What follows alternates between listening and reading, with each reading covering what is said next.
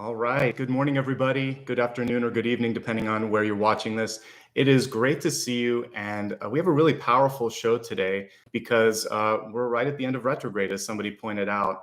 And I received almost too many messages. I'm starting on time today, but almost too many messages today to kind of fit into the channeled portion because it feels like the universe is trying to squeeze out every last bit of opportunity here for us to release. So remember, we'll still have a shadow for about a week, a post shadow. So you'll still have a chance throughout the rest of this week, and we'll be looking at the week ahead to be able to let go of stuff, to really set into motion something new. I want to put sweet little Apollo down so we can get started and talk about what's in store for today's reading. If you're brand new, let me just introduce myself. My name is Nicholas Ashbaugh. That furry little teacher there was Apollo. He's my dog. And as I said, we're going to be looking at a 7-day forecast plus a special topic today, which I think is perfect. Thank you so much for voting on it. It's going to be like telegrams from a future version of yourself, like a time-traveling telegram, I believe I said.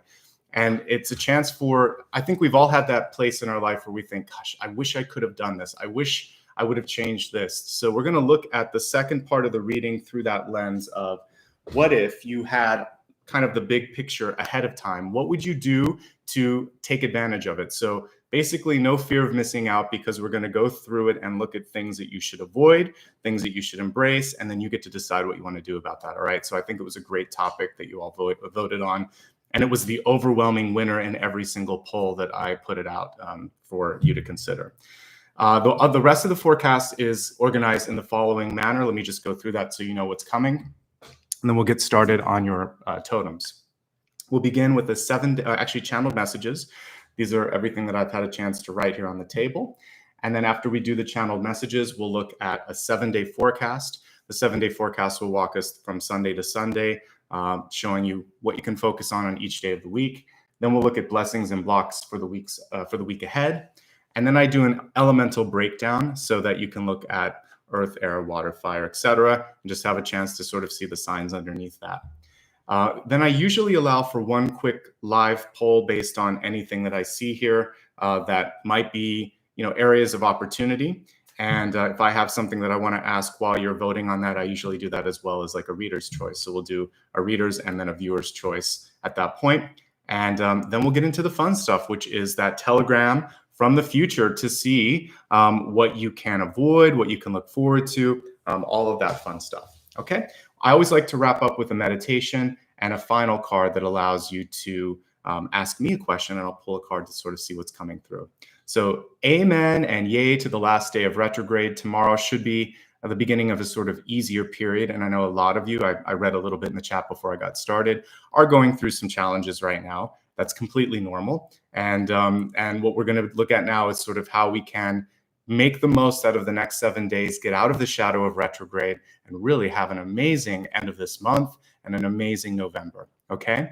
So let me talk about the totems. It's a perfect time to do that. By the way, if you have any questions, I have 2 moderators on Sundays. You can either reach out to Maria or Dakota. They'll be happy to put you in the right direction. I see that we already have some new channel members. If you'd like to join, you can do so by clicking on this button. It allows special perks like voting, and hopefully in about a week, I'll announce my Q&A video because we're getting really close to a milestone, and you can ask questions on special videos like that. So feel free to join using this if you'd like to. You can also give back with a super sticker or super chat, and I will say thank you later. And I see right there, thank you so much to Diane for joining. I appreciate it.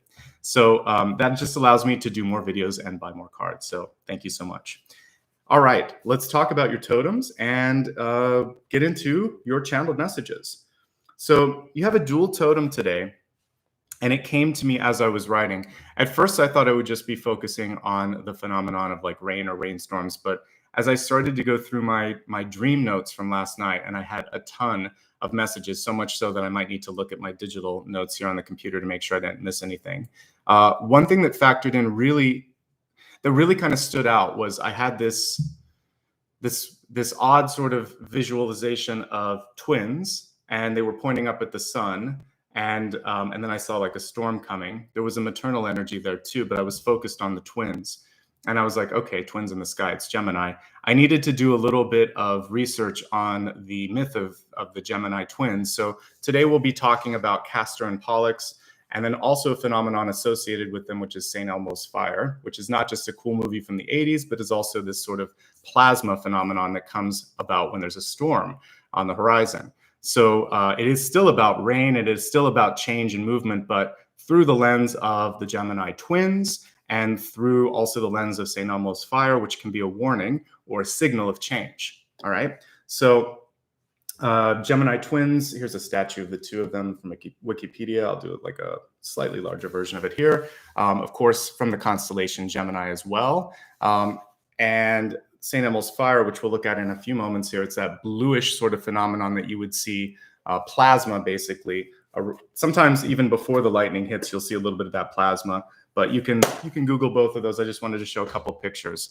All right, so let's start first with Gemini. So as I said, I saw twin boys pointing to the sky. And as I did my research, I realized it was Gemini that I was looking at. Once I looked into the myth, they are half brothers. They have the same mother, but two different fathers, and they are twins. And you can Google how that happened.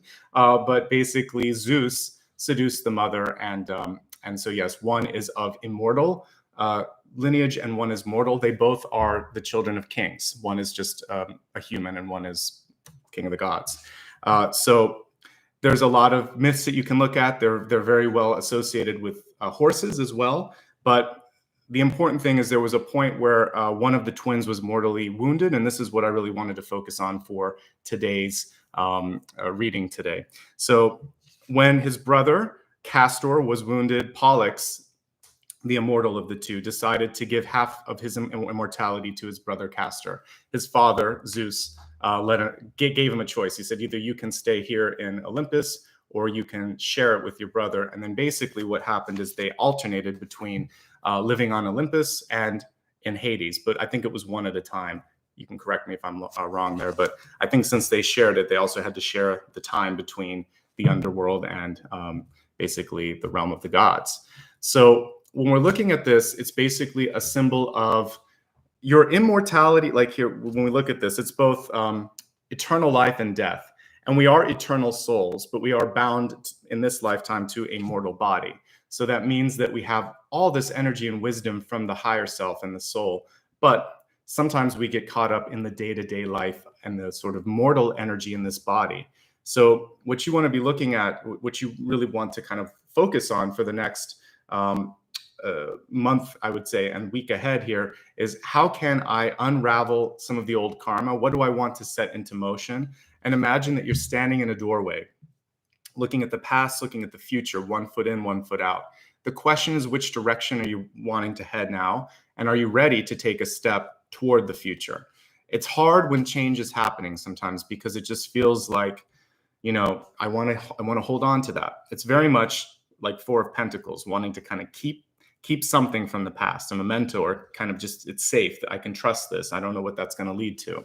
But energy of death, the Tower, the World, and the Fool are absolutely a part of this reading. Even without looking at the cards, just the symbols that I've seen so far would tell me all of that energy is coming. So that's change. I would even say judgment, rebirth, and this chance to sort of like try something new if you're ready. As I said, in my dream, I saw the children pointing to the sky, and they were specifically pointing to the sun. And I didn't even have a chance to talk about the sun, but I will as we get into the messages here. But the first thing that I saw was a change in the sky. The sun to me represented the father, and that was Zeus. And this makes sense as I kind of did the more of the research. What I got from the energy of the parent or the mentor or this sort of person that you're looking up to is that they were very busy and unaware of what you were going through. So there was a problem or an issue between the twins or between you and someone that you love, and you had to kind of pull at a higher source. So if you need help this month, ask for help. The sun took a break, basically, and that's why the sky went dark and it was raining. And then I actually saw the solar energy come down. So to me, that's a symbol of calling to ancestral sort of guidance if you need it. If you want to do something like this or reach out to someone who's passed, join me on Halloween. We'll be doing a special meditation and probably a very differently structured show where we're going to be honoring those who have passed, we'll be connecting with also your ancestral sort of lineage. And we'll be doing something special. I'm kind of devising the Halloween show now, but a little bit different, a little bit special, worth tuning into. Always my favorite show of the year, I think. So more to come on that. But we always have the capacity to do this. So if you need help, you can call to anyone that's in spirit, grandparent, parent, brother, sister, or just your guides and ancestral energy. It's up there if you need it. Okay, so reach out and then join again on Halloween if you need a little bit more assistance with that. The rain and the change of weather shows me a change of direction. That change is going to be the big name of the game here this week. I feel like either it's a change of mind, a change of heart, or literally some changes going on around you. Okay. As I said, sailors look at the twins as a patron and a sort of like protecting force, and St. Elmo's fire is attributed to them. And it's a blue glowing plasma that's seen during a thunderstorm. Lightnings, as we know, lightning is a part of the Tower card. You literally see that bolt of lightning. As a part of the Gemini sort of mythology that I was talking about as well, Zeus threw a bolt of lightning to protect his immortal son, even though he couldn't protect the other half brother. He did that. So what we see here is that there's a choice that you might have to make right now, and it doesn't have to be win or lose, because what I really liked about the myth of Castor and Pollux is that you can actually share, and that it showed like unconditional love, and both sides being able to win is possible. But one of the two had to sort of like share the riches, share that eternal life. What good is eternal life if you're missing your other half, right? So this is something where he chose to share. And I thought that was a really cool lesson. There's not a lot of happy myths in Greek and Roman mythology. Even there's a sacrifice of the two of them having to sort of go between the two realms. But they did have their stars and energy kind of put into the constellation. So that's a happy ending. They were able to be together in the stars. One of the things that this is really talking about is an unhealthy, and I would say like an old habit. I've heard it in every family and almost every sort of friend group, which is to compare and contrast. It starts off innocent, but it has sort of like not so beneficial results here. So it could be something like this. Why can't you be more like your sister? If you could only be more like your friend, whoever, why can't you be more like this? Why can't you be more this or that? The piece that we can infer is that I would love you more. It would be better for you. I would be happier.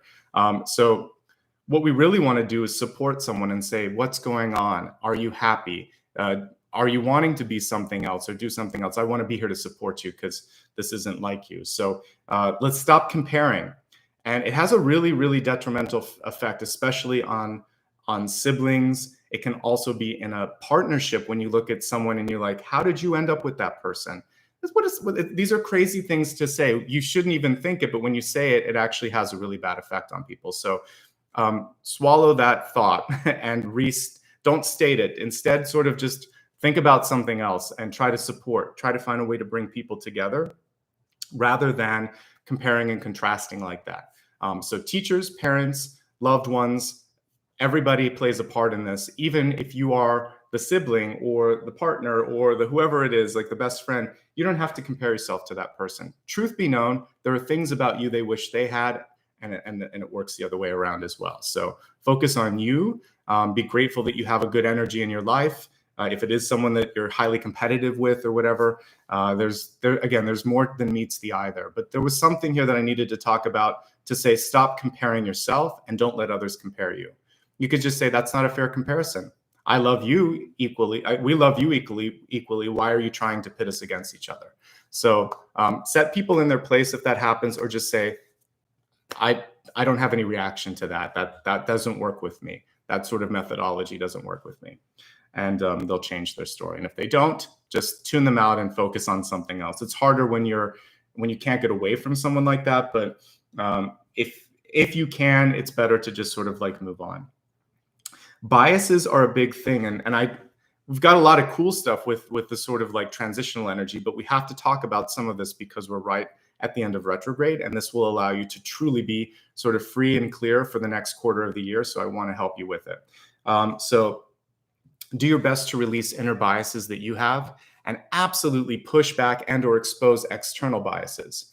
For many of you, I feel like this has to do with, for those of you like in your work career or even trying to get into like a educational program or trying to get considered for something, this is really, really important. If there's a way that you can have them judge the work or your achievements without knowing what gender you are, how old you are, where you come from, then do it, because the work will speak for itself. And people are working right now with some filters that they probably don't need to have. So stand up to all the phobias and isms, whether it's sexism, racism, ageism, homophobia, transphobia, or anything that I didn't put in this list. Many of you might be dealing with some of that right now. Be creative and show your skills and potential. Somehow you can or will be able to push past this. And if someone doesn't decide to go with you, they will regret it later, because what I just saw was great potential. An example that I thought of immediately was how many authors choose to use initials, like J.R.R. Tolkien and many other, C.S. Eliot. There's a lot of them. So because when you just get the initials, you don't know if it's a man or a woman, and you don't know much about them. You just focus on the last name. And with most authors, the last name is how you refer to them anyway. So you could do that if you're a writer or if you're a blogger or if you're applying for a job. You could just put your initials on and then just sort of let them view your criteria so that they're not putting biases. And depending on your country, at least here in the States, we can't really ask about things like age, and there's some things that you can't factor into an interview. So unless you're disclosing it, they can't judge it. So do what you can, because I want you to get your best foot forward and to surprise them, and then make them have to kind of like go back on their sort of preconceived notions. So this is a chance to surprise people. If we turn this around, you might have to be creative, and you might have to leave a couple of identifying pieces out. Focus on the work. It should be on your experience, on your expertise, on your acumen, and on the work itself. That will be enough to get you where it needs to be. So there you go. Normally, I always encourage people to put their name on it, but there is times where it's sometimes better to put a nom de plume, or to abbreviate your name, or to kind of like just put it out there and let it be judged under like maybe even a band name or company name or something like that, so that people just embrace it. And then they're like, oh, you're the one that did that. That's so cool. And they can get back past their bias because they've already accepted the end result of it. Okay. The next piece was really interesting. I think some of you are it's a transitional period. So, a lot of times when I'll pull like the Tower card in the environment, it can show that someone maybe has sold a house and hasn't yet bought a new one, or they're currently living with a friend. There's a lack of sort of roots or grounding. And it feels like you're in that in-between zone. The in-between zone can be what I just alluded to, like between two places of living. It can also be between jobs or between relationships, or between a big shift of what you used to do and what you want to do. Even like that period leading just up to graduation. And then you think like, what's next? It's that sort of mushy point where things haven't started to take form yet. So if you've just started something new, if you've just gotten past that, it'll take a while to have like a nesting phase or a setting in phase. When you move to a new city or start a new job, 3 months, 6 months, 1 year, you kind of, something between that period of time is what it takes to really feel, this is me, this is right, I did the right thing, I trust in my vision. So don't panic. Don't beat yourself up if you're feeling a little bit lost. It's all right. The inner compass will realign and point you in the right direction. Rain was ever present in my dreams. I saw you sleeping under the rain. Like you were, I had to move a leaf of the tree and sort of like just kind of look up at the skies. But the tree was like your protection, which is why I did feel that sort of like fool type energy. But the rain was there. And to me, there's a lot of beautiful energy with the rain. It's release. Of course, we cry, this always can represent that. It can be a catharsis, like a clearing out of the stuff that you needed to get rid of. Sometimes even a good sneeze is an example of this. You just get it all out and you feel better. Laughing, crying, sneezing, screaming, they're all different. They have different sort of connotations and effects on the body, but they are a release. And afterwards, there's a catharsis, a feeling of relief because you got the energy out. Breathing, of course, and yoga is an amazing thing to do as well. There's so many different ways to channel this, but it feels like a catharsis is about to happen or is underway.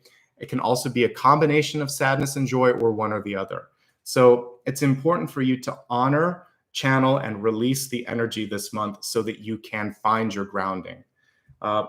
Also, because I was literally seeing, it was almost like the roof above me was water. I want you to look at any sort of holes in your roof or in the foundation, or if there's any plumbing issues, deal with those now. Fix them before they become problematic. Okay.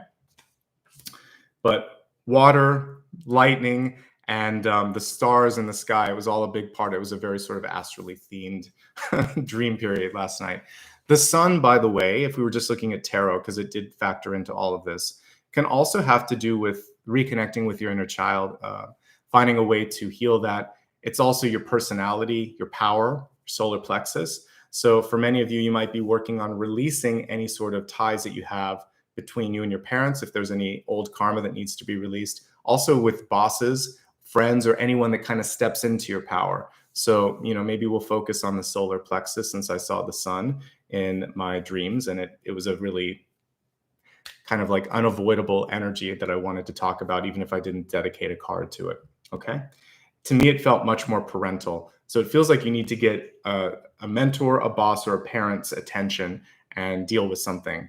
Deal with an old sort of pattern with them as well. It feels like they were too busy or disconnected. And this is a chance to sort of like say, hey, I'm here and we need to sort this out. Okay. Just because you can go back to something old doesn't mean you should. So in part of my dreams here, it was actually some of the last ones that I had this morning, felt like I was retreading ground in like an old office. And I don't know if you've ever had a dream, and many of you have probably had it in your old house, maybe in an old job, or you'll be in school, even if you're in your 60s or 70s, you wake up and you're like, I didn't study for the test. A lot of times when we're in that old workplace or that old sort of our old walking grounds there, it's basically just to remind you how far you've come. When I was sitting at the old desk with some old coworkers, I thought, what am I doing here? I don't want to be here. Why did I decide to do this again? And I couldn't wait to get out. Now, the important piece, and this is what applies to you, is I was given a card, like a contract sort of thing, but it was asking me, what do you want to do differently this time? Where are your strengths? What didn't you like before? This was spirit coming through saying, before you decide to embark on something, like let's say an old flame calls you up and says, I've been missing you and let's reconnect. Or it's an old boss saying, we haven't been able to find someone with your skills. Will you rejoin us? Or there's an old apartment and you decide to go move back to it. Before you go back to old energy and old patterns, I want you to write your own little bulleted list. Why did I get out before? It's good to remind ourselves of the things that you didn't like. What has changed this time with that person and with me? What can I gain through this experience? Why would I do this? If you don't have really compelling reasons of why you should do it and how much you or the other person has changed, then you really want to think about how beneficial this would be. No matter what, though, set parameters and expectations in both new and old contracts. And don't try to use something that's just sort of old and maybe not perfect here. They were showing me technology, like I was using a Mac Plus. Maybe some of the younger ones out there have to Google it. They used to be in the shape of a square computer. I'll pull it up on they're actually quite cute, but it's black and white. And you could probably, one of your emails has more information on it than you could store on the whole hard drive. So this isn't the technology that you would want to be using. So I would say, look at expanding. There should be something new. There should be something better. This probably is my favorite design for any computer. I'm going to say the Mac Plus or the original Macs. Let me just see if I can get a picture up here. Here we go. Like, they're cute computers. So when I was a kid and going to school, these were kind of like, this was like the top of the line. An Apple II might be another example of what we saw, or an IBM PC Junior. Anyway, old tech. And I was sitting there using this old technology, but I couldn't see colors. I couldn't get to the internet. I couldn't do anything. And I'm like, the program isn't working. This is old. We need to upgrade our operating systems, right? So I actually have one of those. I have like an old one that I got just for posterity's sake, but I don't have room in this room to show it. But yeah, I really like the old Macs. I think they're kind of cool looking, but you wouldn't want to use them every day. And even the resolution, I can't read them anymore without glasses. And I thought this was good back in the day because we can squeeze so much more even into our phone. Our phones have better resolutions than those old computers do. And they can do like 10, well, probably more than that, like 100 times. So this is a time to kind of not go back and limit your program, limit your point of view, or put yourself in that little tiny box, because we've all outgrown that little tiny box. I think those screens were like 7 or 9 inches in diameter, very small. So yeah, there you go. Again, you can get more on your phone. So don't try to use an old system or an old programming or an old way of thinking. Don't necessarily go back to something that's old. It looks good until you actually boot it up and try to use it. And if you were putting yourself back in that old job, that old computer, or that old life, it would just feel like it doesn't fit. It's limiting me. Okay. So let me see if I missed anything. I think I hit everything, even if I didn't write it all down. The main thing here is, again, this sort of energy of movement. And oh, there was one more thing. I'm glad I looked. Okay, this one's really important too, and I'll try to put it in the recap. So ran out of table space, but I knew there was one more thing that we needed to talk about, and then we'll get into the reading. There's someone in your life right now that I felt like they enjoy getting a rise out of you. This is someone who enjoys a good argument. Could be an aunt or uncle, could be a coworker or a friend. You know who they are. They basically have a hard time losing, or they like to just sort of like get you excited. And I saw them smile when you raised your voice. They wanted you to get upset. There was a part of them that kind of got a rush, an energetic rush. So that says more about them. They kind of like chaotic energy, or just sort of like drink up that sort of chaos. So we don't have time for chaos right now. There's too much positivity coming through. Retrograde is over. So if anybody tries to use that sort of methodology, just your calm and even centered sort of energy will be enough to have them go to someone else. They're like, this is boring. I'll go somewhere else where they'll react. Okay. So don't let them get a reaction out of you. If you missed anything here in my channeled messages, just a reminder, everything is available immediately afterwards on replay. And usually by tomorrow, I will recap it on social media. You can go to my pinned comment above.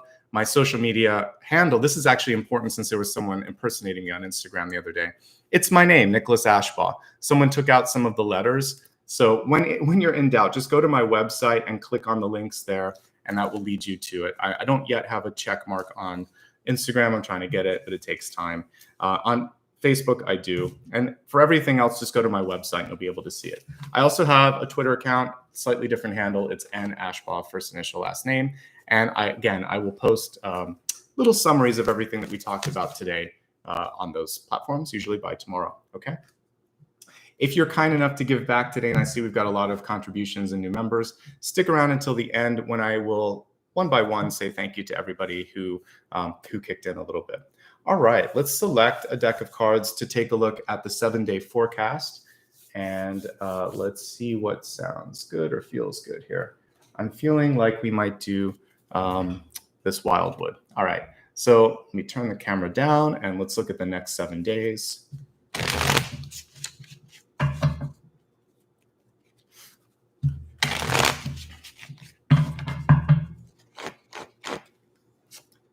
Monday.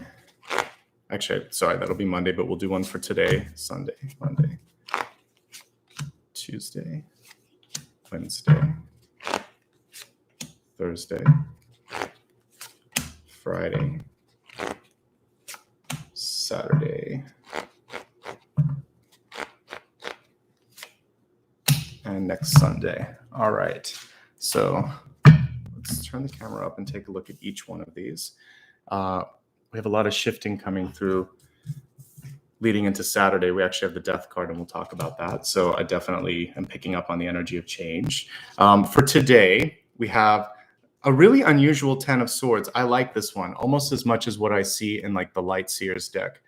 Because in the Light Seers deck, we'll see someone walking up after the period of pain or, you know, sort of like recovery. They're on a better path or a better road. So this 10 of Swords, arrows are swords and wands are bows in this particular deck. This 10 of Swords has to do with kind of finding a new direction. When we're looking at this archer, it's so interesting because the horse energy with it kind of reminds me of Sagittarius, but the horse energy from the Gemini twins is also a part of this. So for many of you, pain is the biggest teacher. It's not the best, but it is one of the biggest teachers that you can experience in your life. So we could imagine that pain personified could even be that person behind this little child here saying, you've learned your lessons. Like, let's focus now on this direction. So today it's about releasing the pain. I saw earlier, a lot of you are having some difficulties. So whatever this might be, it could be a disappointment that you didn't get into, a program or a job that you wanted to. It could be because you lost something. Maybe you had, you experienced some sort of a physical damage in your car or your house or something like that. Whatever the loss, whatever the pain, whatever the sort of upset is, it is starting to release because the card was reversed. And now it's about redirecting and deciding, what can I learn from this? Do I want that to define me, or can I take it and use it? You're taking the swords and you're using them to do things. You're basically taking the lesson, you're pulling the swords out and you're using them for other things. So this is a chance to take that pain and do something creative with it and something beneficial with it. One of the best 10 of Swords cards perhaps that I've seen because of that. And this is also about healing the inner child. You could also be this older person taking back that inner child and saying, we can still do this. We're going to do this. I'm going to guide you through it. And this is very much in the vein of what we're looking at today, telegrammed from the future, basically, which is, what could I have done differently? So we're going to make sure that we don't have to go through the 10 of Swords and that we can already redirect ourselves on a better path. Okay. Thank you so much to everyone that's giving some contributions. Like I said, at the very end, I'll say all of your names. I appreciate it. All right, as we start with Monday, I love the rabbit here. Things are going to start to kick off. And what a great beacon of post-retrograde energy, right? So the 18th signals our freedom. We're still in the shadow, but it's going to be a lot better. By the way, this portion is for everyone. When I get into the elements, I'll drill into signs a little bit more specifically. But everybody's going to be feeling a little bit better. You want to keep your ears and your eyes open. With this particular hair, you cannot ignore the big ears. So listen, you might hear something that is going to help you quite a bit. Just walking down the street, maybe in the office. Make sure that you look through your emails. There's something that you can glean from that is going to be really important. I really like the Queen of Wands because she is the magician of all of the queens. She has the ability to really bring about change and prosperity, even when you think she shouldn't be able to. She's scrappy. She is very, she's like got a great engineering mind. She has this ability to kind of put all the pieces together. So keep an open mind, keep open ears, keep open eyes, and you're going to find a solution. You're going to find a way through things. And at the very least, you're going to feel the energy picking up a little bit.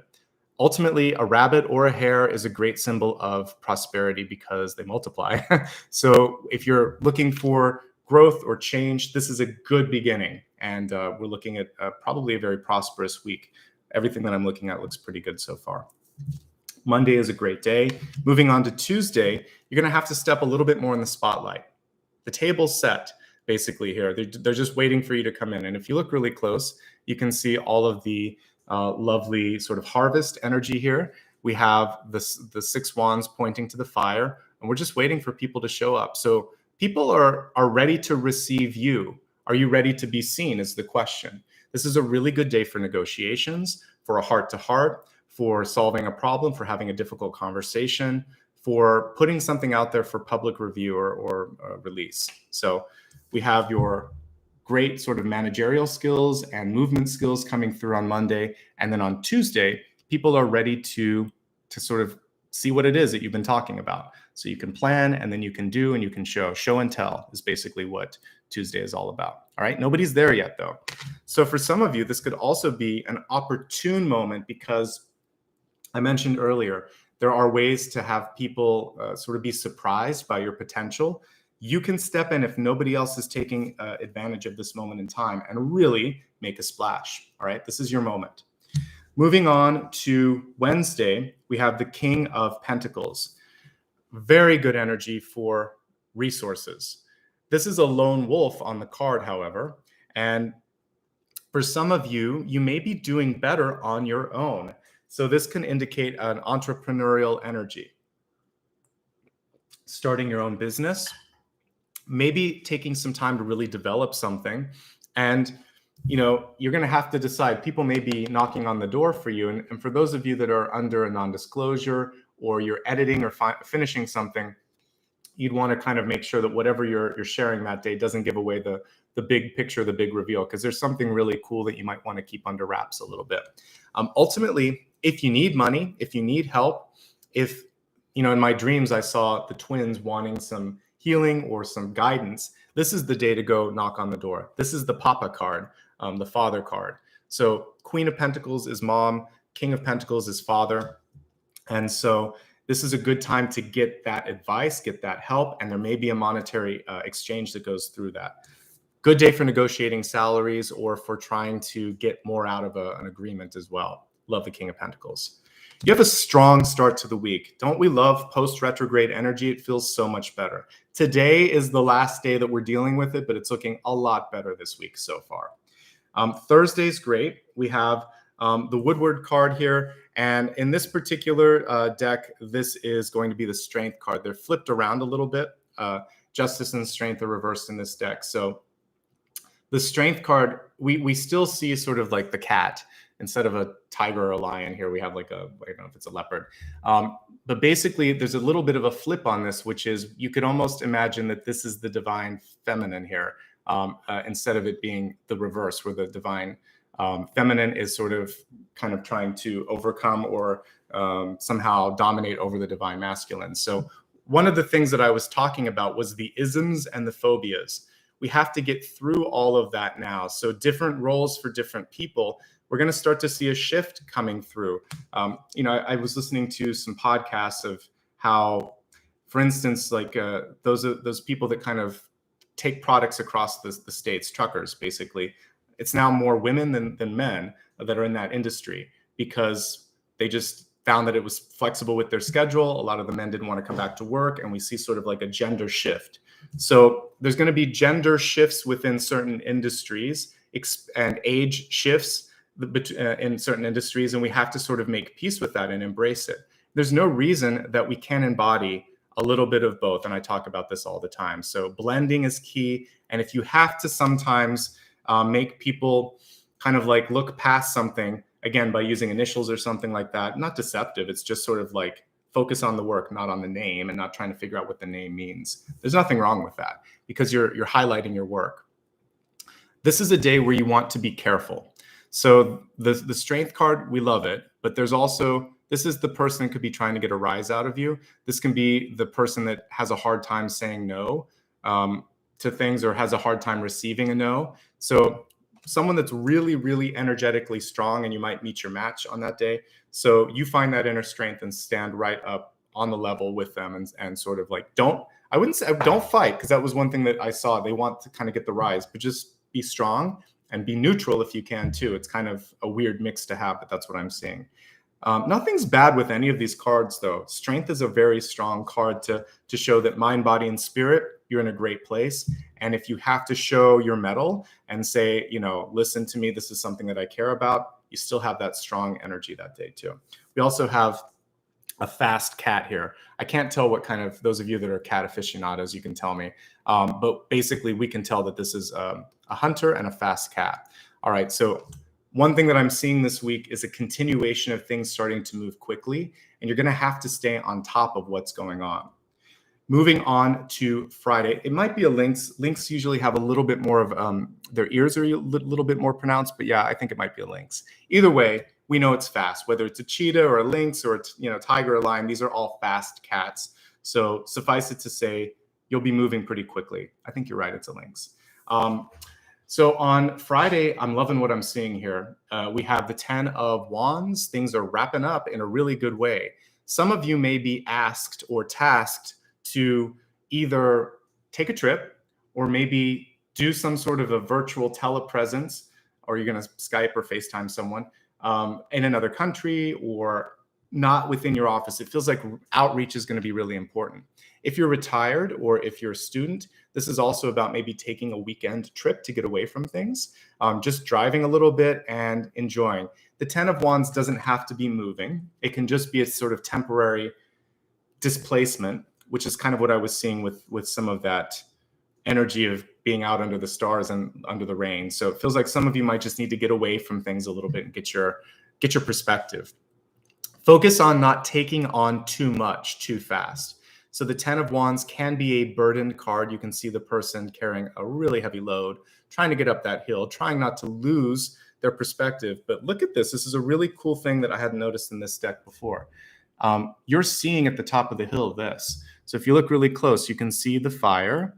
You can see that there's a meeting place. And this is what you're seeing. So we get a little premonition that this sort of opportunity is awaiting you. So it's totally worth it. I see you poised for success. Friday, you're going to have to push a little bit. You're going to have this doubt. Is it worth it? Why am I doing this? I am tired. I want to quit. So do what you can to push through and don't give up. Focus on spinal health on Friday as well. For those of you that might have a history with slip disc, pulled muscles, or any sort of pain, whether it's upper or lower back pain or neck pain, even kind of going up into your jaw if you have something like TMJ, then this is a day where you really want to take care of bone and spinal health. Moving on to Saturday, big changes are coming through.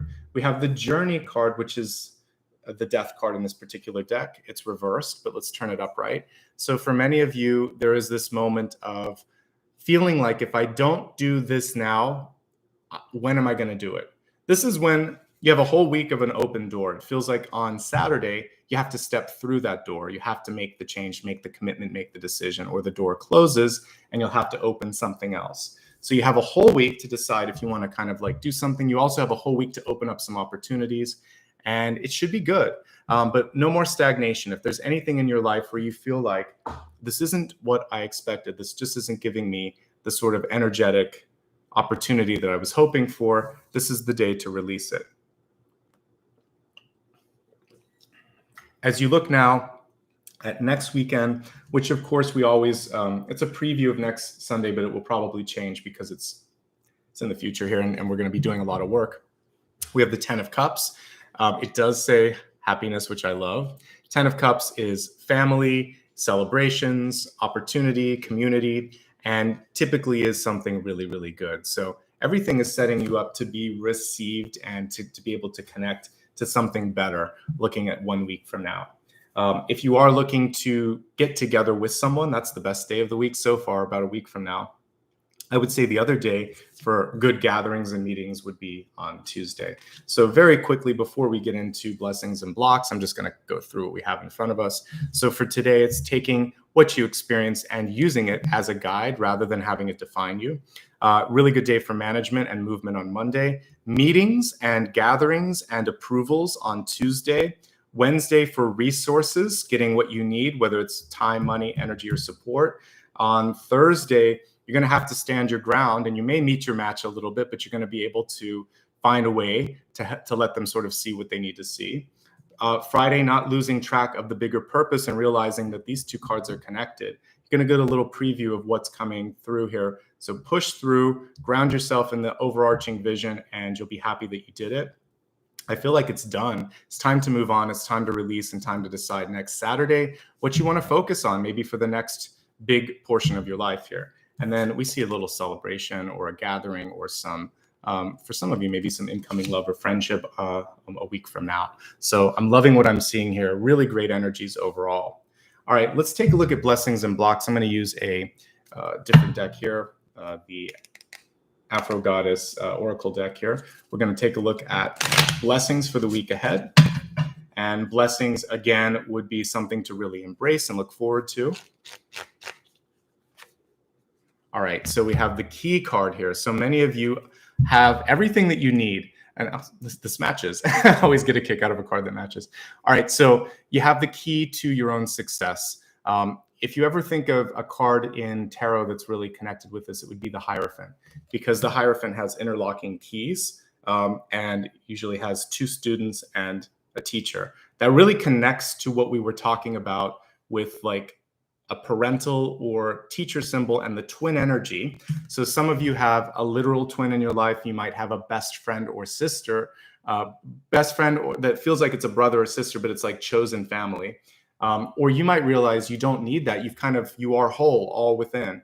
So whatever it is, basically the key here is showing you that if you want to, you can partner up with someone.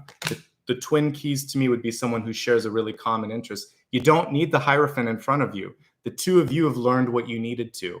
That Hierophant's ready to go up in the sky, and it's sort of like at some point the disciples then become the teachers and then bring it forward. So this is the moment for you to become the teacher, or for you to take the key and open the door. Are you ready for it? In the Lightseers deck, there's a really interesting interpretation of the Five of Pentacles, where the key's against the door and the person's sort of crying. All they have to do is pick up the key and open it.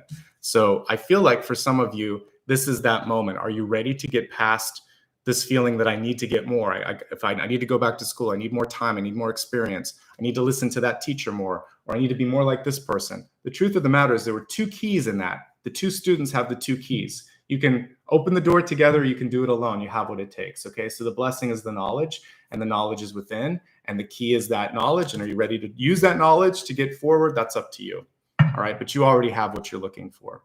You don't need anything else. You don't need to be more like somebody else. You don't need to get additional anything. The time is now for that. All right, let's look at what could block you. So we have the house. To me, the house represents home, of course, but family more specifically. When we're looking at the 10 of Cups here, some of you have a lot of connection to what your family wants you to do and expects you to do. This could be walking into a family business. This could be doing some sort of a role that your parents said from a child you needed to do. So whether it's to have a child, to become a doctor, to become an artist, or whatever. This is your chance, however, to realize like you don't have to stay locked in that vision. Remember, the blessing is the key, and you might be locked in that house, but you have the key to get out of that house. And the house is your ancestral or your childhood energy that you've kind of like built around yourself.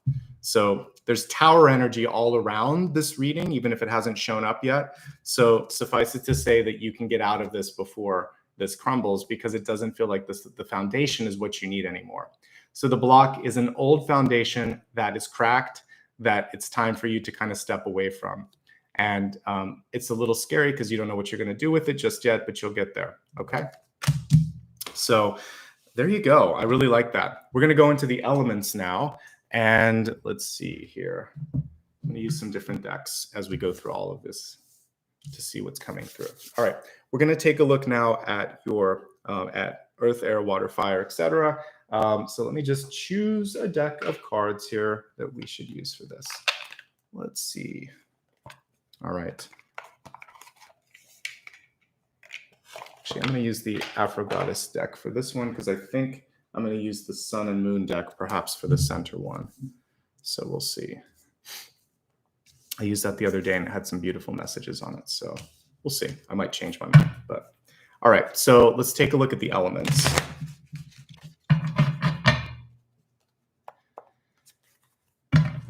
All right. We're going to start with, just get all myself organized here. We're going to start with fire first, Aries, Leo, and Sagittarius. Again, messages for the next 7 days.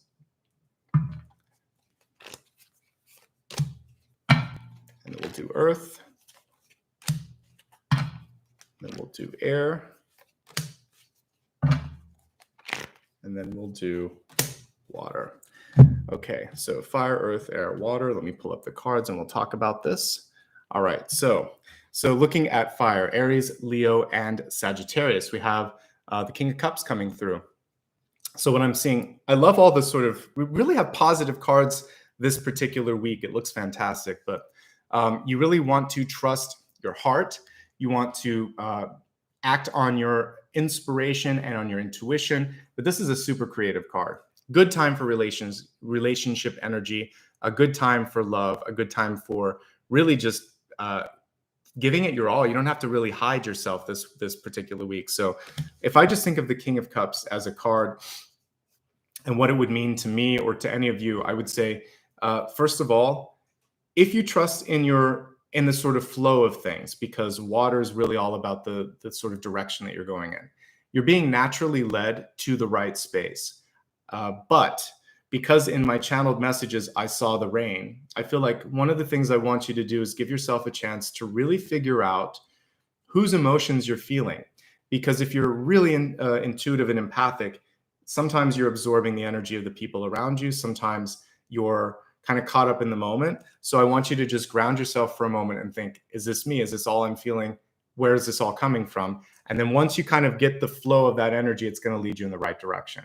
So don't get caught up in the moment, but do allow the flow, the natural flow of energy from your heart, from your soul, from the energy around you to lead you in the right direction. If you're an artist, it should be a really productive week for you. If you're looking to fix, find, or even just sort of love yourself, if you're looking at fixing a relationship, finding a relationship, or repairing the relationship with yourself, your heart is wide open. So fire, it looks like a really good week ahead for you. Again, that's Aries, Leo, and Sagittarius. Moving on to Earth, Taurus, Virgo, and Capricorn. We have more water. Surprise, surprise. It's almost all water today. Even a card that's not water is in the water. So more water. Everyone's water. All right. So we have the Page of Cups. So this could be good news coming in. So for many of you, you may receive an email, a phone call, or you might just find something out that brings you great joy. You also are nicely poised to, for those of you that may be looking at putting yourself back out in the job market, in the dating market, or just sort of like putting yourself out there a little bit with an idea, people are interested in what you have to say. So feel what you say and feel the moment right now. So again, for Taurus, Virgo, and Capricorn, you tend to sometimes be, and I have placements with all of them, so I understand this, very by the book, sometimes very needing to kind of see all of the things line up. And what I want you to do is, if you have to do a little bit of work to kind of convince yourself, go for it. But at some point, project out of that practicality and just think, you know what, I just really want this and I really feel it. And surrender to the fact that this is going to be okay. Because when you believe it's going to be okay, it will be okay. And people are more ready and willing to receive what you have to offer than you think. The cool thing when I was looking at, for you, you're kind of in the middle, I would say. You can play either side. You can go out and deliver the message. You can also open yourself up to receive it. When I was looking at fire, it was much more in the receiving energy. You're a lot more active, which is what I like. So we see movement, we see change, we see your communication skills kind of being off the charts, but what it's going to be is your nonverbal, your smiling, the tone of your voice, not so much the voice itself. It's all the sort of embellishments around the act of communication that's going to be key. All right. So it's a good week. It's a great week for love and relationships as well. All right. Just stay open. That's the main message there. Moving on to air, Gemini, Libra, and Aquarius. It's movement. And like I said, even if it's not water, it's in the water. So we're seeing the water here. This is one of my favorite Six of Swords cards because she's deciding not to look over her shoulder. She's moving toward the future. There's no ghost in the boat, and there usually isn't a Rider-Waite-Smith deck. So she's made peace with the ghosts of the past. She's cleaned out the closet. It's all clear. There's nothing left. She's taken the key and she's moving forward. So I like that. This is really your chance to focus on the horizon, to get some distance, to get some perspective, to get away from stuff. And maybe if you've reached any levels of blockage in your life, especially since the block was coming through as the house, some of you need to get out of your office or house and into a different environment. Air signs in particular, you're going to benefit from getting out into nature, whether it's the forest or a park or the water, the beach, or just taking a walk. It's going to help you. Trips also very good for air signs. We see a lot more movement with you. Finally, with air signs, if there are any things that you were like, anything in your life where you felt like, why isn't this changing? Why is it still going on? This is the pivotal week where you just see the cog turning and it's gonna wrap up. So you're also very connected to the Friday energy that I saw here. Excuse me, with the 10 of the wands here. Sorry, I lost my voice for a second. So as I'm doing that, and as I had to straighten my throat, I would say for many of you, what you need to also do is focus on, maybe you need to take a little break from communication. And that is something that a lot of air signs have to do, is talk, or be the facilitator. So I would say for you, taking a little bit of a break from that, and I'm going to give my throat a rest here too, and just allow for your mind to kind of like get perspective, a bird's eye view. Okay. If you've lost anything or anyone, this is one of the cards of movement and release. So we did get the death card coming through. Again, it was kind of connected very much to next Saturday. This card is when you start to feel like it's getting a little bit easier. This is also going to factor into my Halloween reading, because to me, the Six of Swords cards reminds me a lot of like the River Styx, and you usually see someone like a ghost in that boat. So the question for you is, is there any sort of regrets from the past? Get them out of your system this week. Figure what it is that you need to do to sort of like resolve old karma so you can move on. All right. But I see a big open door for you. The question is, where do you want to go? Are you ready? What are you doing to make it happen? Movement is all around you, air signs. So as long as you take the initiative, you'll be propelled forward. This boat can travel faster, and it's headed towards a sunny horizon. Okay. Let's look finally now at water, Cancer, Scorpio, and Pisces. Love is one of the key things here, but we need to find some balance in the relationships. So we have the Two of Cups. It was the only one of the elemental cards that was reversed. But the interesting thing with the Two of Cups, the Four of Wands, the Lovers, there's a lot of cards that are just kind of beneficial, even if they're reversed. So what we're seeing here with this is probably some delays in being able, some of you may be in a long distance relationship and there's a difficulty connecting with that partner. Some of you may be in a relationship where your partner's just working a lot and you're missing them. Some of you may be working on self-love a little bit and you're wondering why your person hasn't shown up yet, because you have to kind of focus on the key card here that came through in the blessings. When you feel like you are not missing anything, that's when you pull in a really high partnership. So being single isn't being alone, there's nothing bad with that. So if you're widowed, single, not interested in being with somebody right now, good. That's great. Celebrate that. That doesn't make you less than. You're not missing a half. You're just existing and learning what you need to learn. And maybe you'll want a person, maybe you won't. That doesn't make it better or worse. That is why I do not focus all of my readings on your person, because you can infer from that if you don't have a person, that something's wrong. Nothing's wrong. So celebrate things that bring you joy. Get out and mingle with friends if you want to. The cool thing with the Two of Cups is it's not about so much finding a lover as it is, hey, partnerships are around you. Which ones do you want? This is about discernment. Which ones do you want to engage with? If you want to hermit, you can hermit. But the cool thing with the Two of Cups, for those of you that are looking for expansion in business or school or career, this can be, a job that comes through word of mouth. This can be you going to, an after work drinks party with somebody and meeting someone who hears about something. It's the connections. So it's a great time to network, okay? And it's a great time to have fun. And the most important thing for you is to work on filling up your own cup with self-love, joy, feeling like there's things in your life that bring you a sense of sort of satisfaction and grounding. If you're in an existing relationship, it really is also about making sure that that other partner is pulling their equal weight. And this also extends to work and family. So it feels like you're just doing a little bit more than the other person. And it's your turn to sort of push back and say, and ask for what you need. Okay. Overall, the Two of Cups is a fantastic card. So if you want to connect with others, you can. You just want to balance out whatever it is internally that's maybe making you feel anxious, impatient, or somehow a little bit left of center. Okay. Generally, great cards across all signs this week. And I like it. And water touching each and every one of them. So emotions they're going to play a very important role in this period ahead. So before we go into the big part of the reading, let's do a quick viewer's choice for you. So let me just get my keyboard out here. I'll let you vote on it, and then we'll get into the main reading. So as I'm looking at these cards in front of me, by the way, if you're watching on a computer or an iOS or Android device, you should be able to vote. If you're watching on a TV, you won't be able to, or a console. All right, so looking at all of these cards, I really want to kind of pay a little bit of attention to the Journey card that came through on Saturday. So movement, the death card. So, all right, so viewer's choice. We're going to do first, let's talk more. We're going to be looking at this anyway in the next portion, but I want to see like what do you need to release in order to kind of like open up that door. So we'll focus on it that way. What should I release to create change?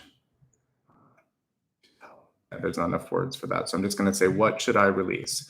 And then I'm just going to put a death card. So you know what we're talking about. The next one that I'm really curious about is the Six of Wands there. So maybe getting over any sort of discomfort talking in groups, or like what should I show? It's sort of like the show and tell card. So let's just put that show and tell, and then I'm going to put what to reveal.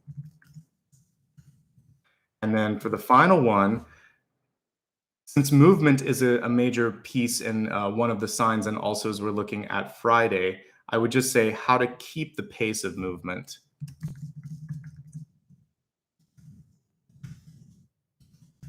Would be what I'd want to know. All right, so I'm going to put that poll live, and you guys can vote on your favorite choice. And I'll shuffle the cards as we're doing that. While you're deciding, I'm going to pull one wild card to see if there's anything else that we missed. So the wild card, while you're voting on that, is the Knight of Pentacles, which is really about owning up to things and kind of taking accountability, and also making sure that you are looking after the things that you said you were going to do. So this is almost like a farmer card, because I'm looking at all of the rows of like plants or crops behind this person, and they're taking accountability. So we saw like a little bit of harvest energy when I looked at the Six of Wands here.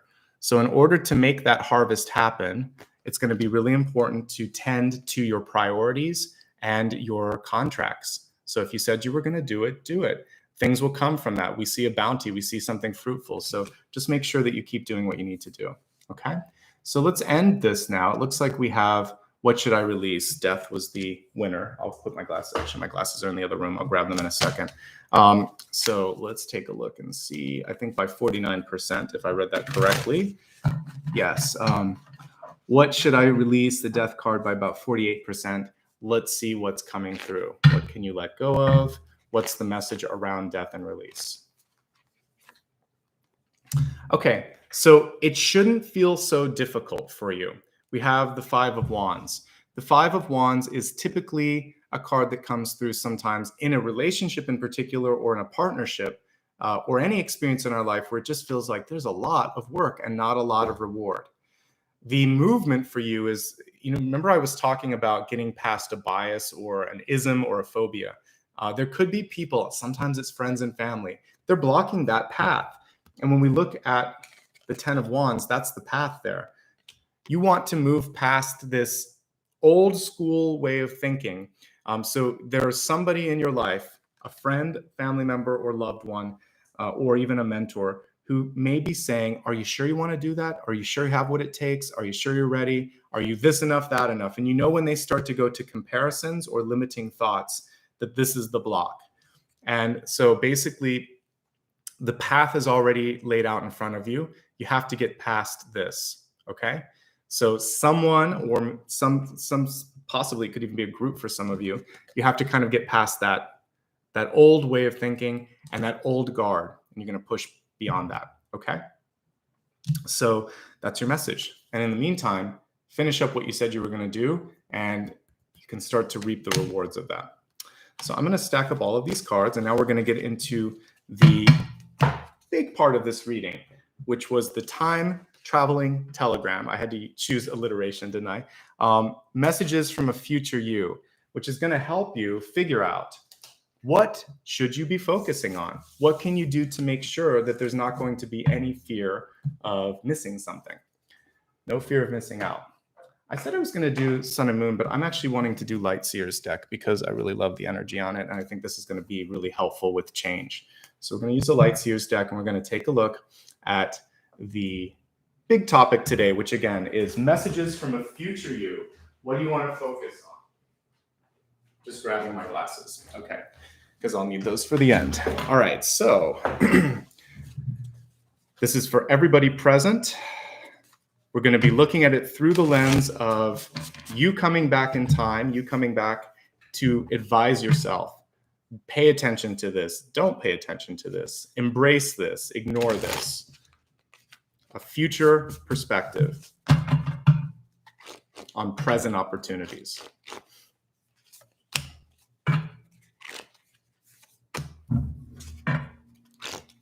Strength making a reappearance here.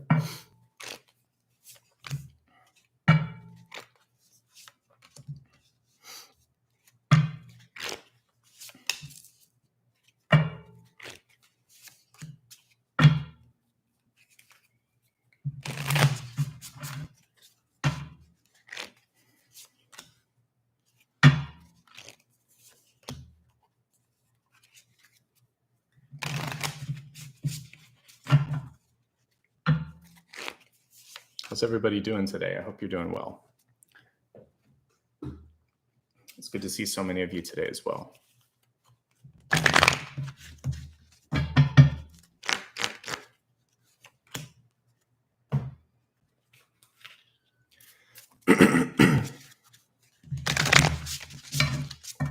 Welcome to all the new channel members. Thank you to everybody that gave back. Please stick around until the end. I'll make sure to say thanks to all of you that were able to contribute.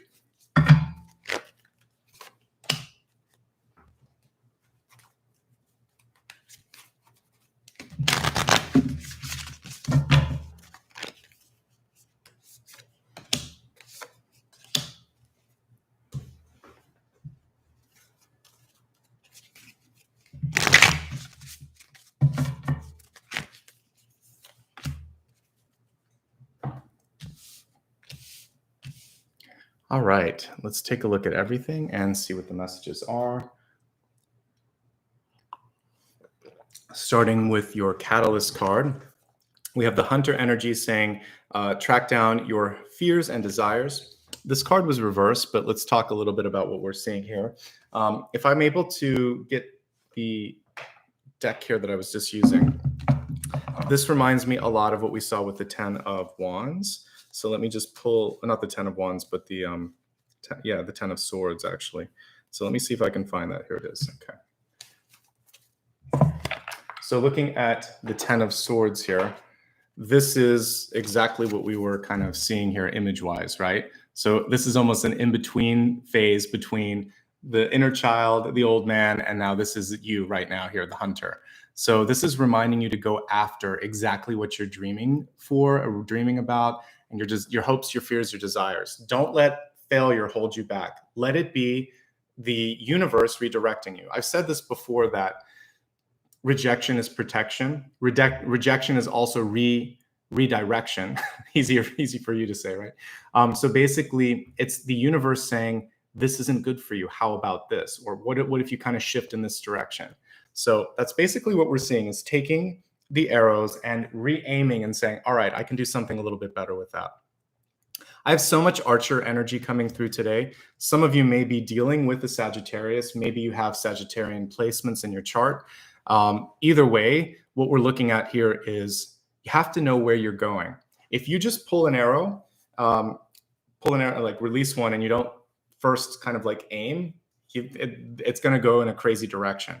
So you really want to focus in on where you want to be and then let it go. So focusing is key. So your future self is coming through right now and saying, take a step back, tune in. That's all these horns mean when you're looking at like a druid deck, is basically tune into your higher self, focus on what's important, set your intention, and make sure that all energy that's expended is somehow bringing you closer toward that goal. If it isn't, then you're just spinning your wheels, right? So for many of you, if you come to me and I ask you a question, what's your goal? What's your goal with this project? What's your goal in this relationship? And also in your life, what's your calling? A lot of times, sometimes we lose track of that, or we change, or like things shift and we're not sure. The most important thing right now that your soul from the future is saying is ground yourself and find the purpose before anything else. It's not hard to find. Sometimes I think people put way too much emphasis on this. It should be what's easy, what creates joy, where you see progress, where you get inspired, anything that makes you feel good like that. And if you have to start with what doesn't check off those lists, that could help. And then think about what you haven't tried yet and maybe try some of those things. So by process of elimination, you can find it. Some of you may be gifted and you already know, like you just know what you want to do, but kind of get into that. That's so important. That's the number one thing. All right. Focusing on the center card now, again, through the lens of what to look at versus what not to look at, and what's coming through. What's the good news here? We have the Four of Wands here. So this Four of Wands is celebratory, and it's easy and it's fun. We see these people dancing. It's not overly serious. A lot of times in the Four of Wands, there's too much of an emphasis sometimes on the rigidity of a relationship or something like that. So it should feel good. And this is something that we're taught to sometimes fear or second guess. Like, can it really be okay if it feels good? Absolutely. And it actually should be feeling good for you. So your future self is coming through and saying, have some fun and spend time with people that make you happy. And if you are going to commit to a relationship, a job, or some sort of a long-term commitment, it better be something that makes you smile.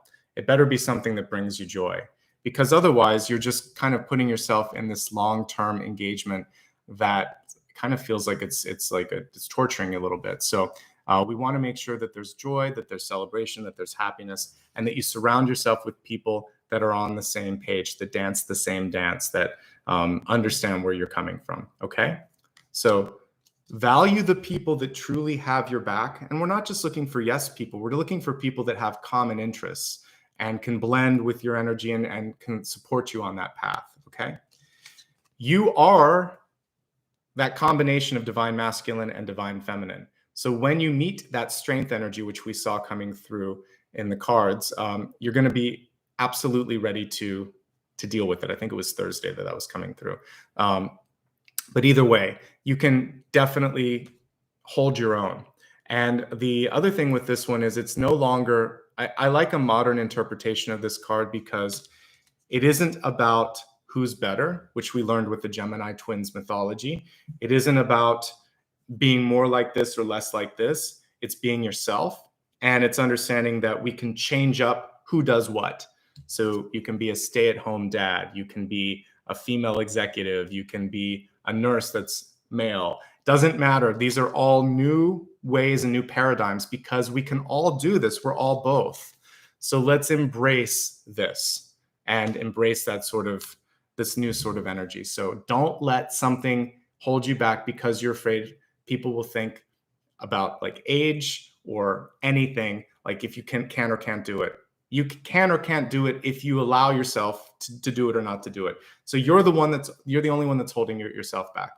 Yes, you might get like pushback. I've talked about even just doing what I'm doing. Most of my family members and friends and coworkers, like I've gotten a lot of support, but a lot of them don't watch the videos and they don't know what I'm doing and they don't understand how it works, but I don't care.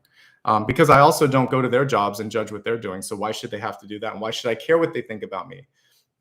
I have a best friend that I'm recently reconnected with. And one of his questions when I first met him at like a reunion was, are you happy? He didn't care what I was doing. He said, that's cool. Sounds like a nice job. Are you happy?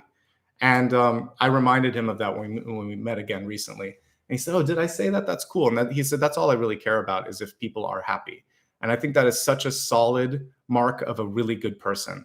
It doesn't matter where you're at. Are you satisfied? If you're satisfied, you're winning. You're winning at your soul's sort of challenge for yourself. Okay. So really focus on that. Are you happy? And if you're not, you deserve to be happy. And your future self wants you to be happy. You know your calling.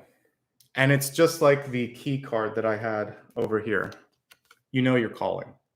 So I think that it's just been buried for some of you under layers of self-doubt, maybe parents sort of stepping in and saying things, society stepping in. So I just want you to kind of do a little bit of soul searching. We have the star in the deep past. Tells me that you already know yourself. You already know what you should be doing. So it doesn't always come through like one big epiphany, but it's just sort of on a heart and a gut level. It's going to feel right.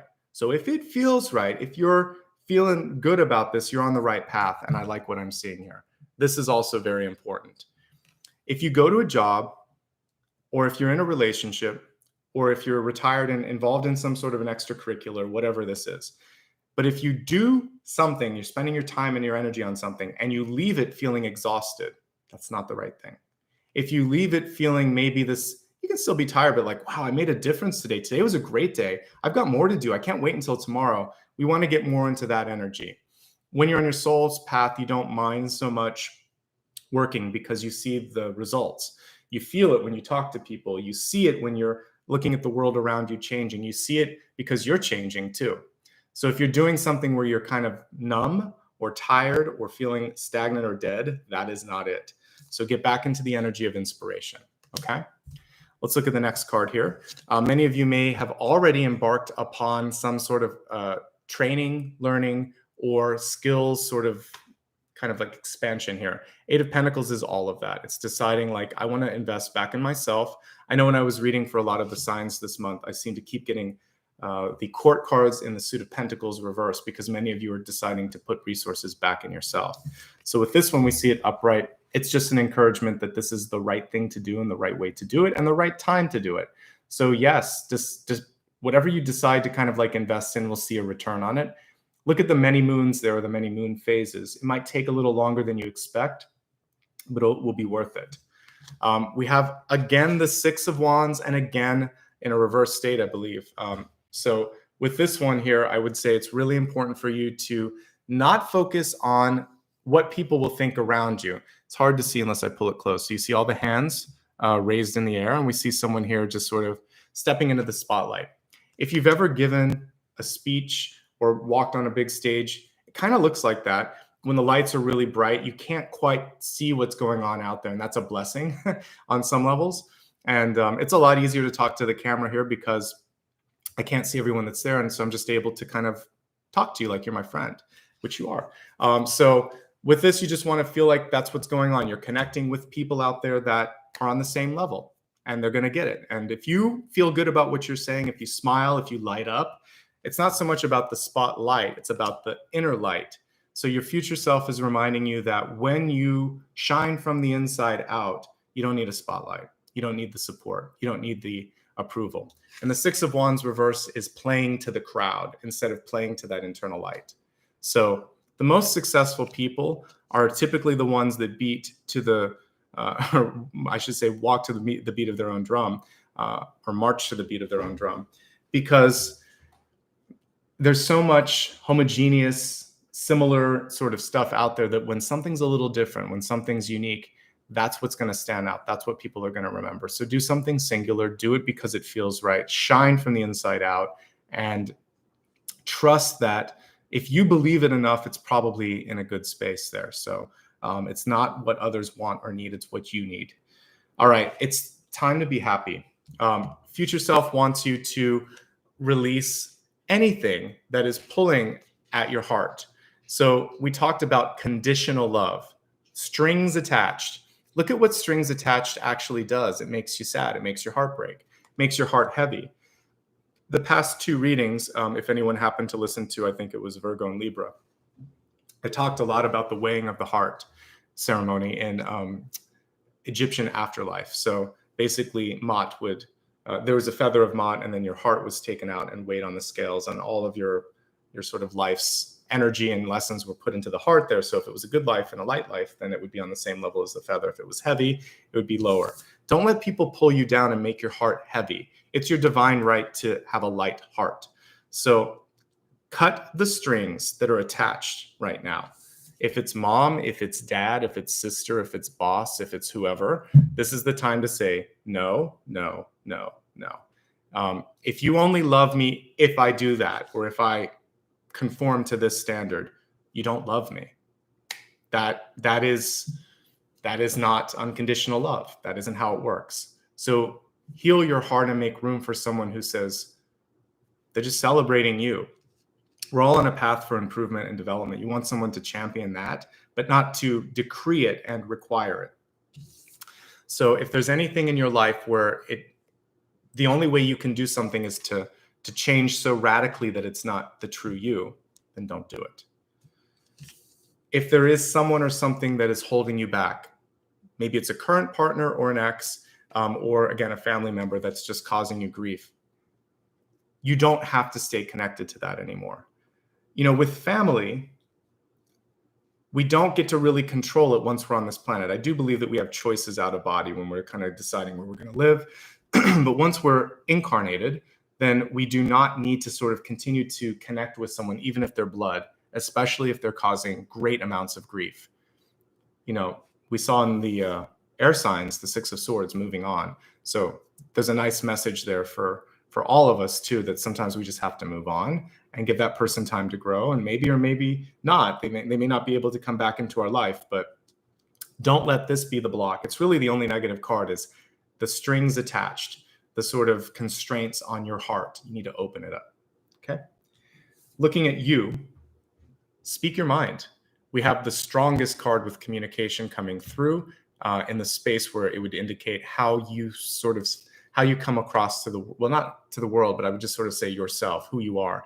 So on a soul level, what you're really focusing on right now is saying it, living it, being it. And then I like that we have almost every type of flying creature here, from an owl to a bat to a sort of crow or raven, and then also a dragonfly. So there's a lot of different ways to communicate your message. So for some of you, it's not about changing who you are. It might just be about contextualizing it a little bit differently so that people understand why it's important to be doing whatever you're doing in your life. I also like the diversity in this card too, like all the different types of wildlife. So I would say for many of you, you might be pulling in a very diverse chosen family. Good for you. That's part of this path. We get to choose who we want to spend time with, okay? The power of your speaking and writing is really important. So people want to hear your story. It may not be in a book. It may not be in a curriculum. It might just be that there's something compelling about who you are and how you say what's going on, and that's going to attract more people in your life. So when you're truthful, when you share more about yourself, then people are drawn to that, okay? Environmentally, messages from the future here. The speed of things are off a little bit. So we have the Knight of Swords in reverse. Some of you are playing catch up and notice again, the theme of archery that's really prevalent throughout everything. So water was a big theme, and so are bows and arrows, and they're in different decks. So this is the Light Seers deck.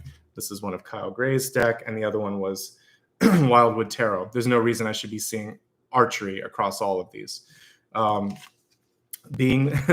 being said, for some of you, the reminder here is that it's never too late, but to really, I would say, double down on the timing right now. So if you're feeling like, there'll be tomorrow, oh, it doesn't matter, this is really saying, no, it does matter. Let's get to work now. Let's make up for that. And then you're actually going to have a little help. Instead of a horse, he has a motorcycle. So that's really cool. It reminds me of that Bon Jovi song, The Steel Horse.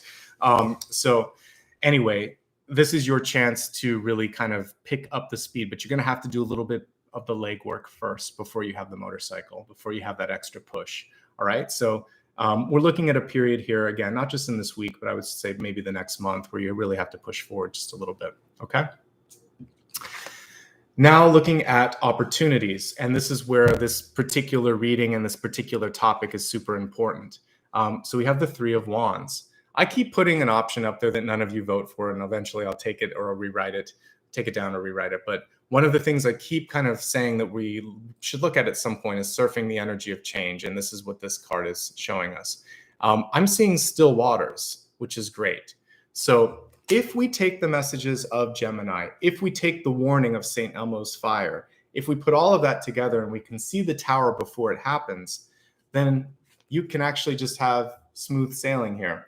But she's also ready, and like surfers they want a wave. They want some change. They want to ride that. So don't be afraid of change. That's the whole reason that you surf, right? You want to go out there and experience that turbulence and go through that wave. The Three of Wands is also, this is a very active one if we just take it away from this illustration. What I do like about it, though, is she's meeting change at the dock here, or at the beach. So oftentimes the Three of Wands, although a good card, is a little bit passive, because we see someone sitting way at the top of the hill, looking down at the shore or at a pier, and you see boats coming in, which is saying your ship's coming in, your bounty, whatever it is that you've been working for, it's all coming in. But if you were to work and to get there a little bit faster and meet them halfway, it could happen quicker than you think.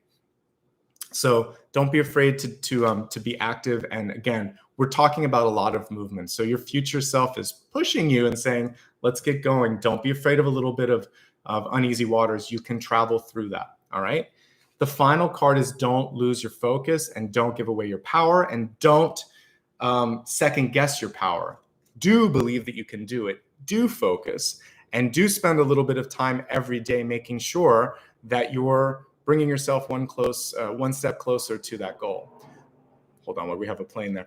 The Magician card is one of my favorites because it, and also kind of matches, it reminds us that you are capable of anything that you set your mind to. It's the beginning of the psychic awakening. High Priestess is a little bit more attuned, but the Magician has all those tools. He or she just needs to focus a little bit.